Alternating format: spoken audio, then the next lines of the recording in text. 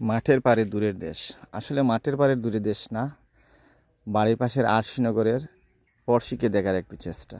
সেটা হচ্ছে আসামের করিমগঞ্জে মহকুমা।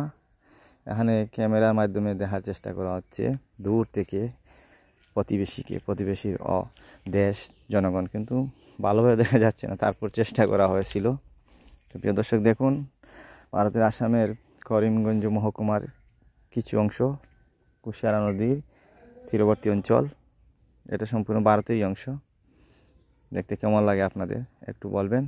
আর আমার তো ইচ্ছে করে ওখানের ভিতরে পাসপোর্ট করে ঢুকে যাই, কিন্তু বর্তমানে পাসপোর্ট করে ভারতে এভাবে যাওয়া অনেকটা বন্ধই বলা চলে, কাজে আর যেতে পারলাম না।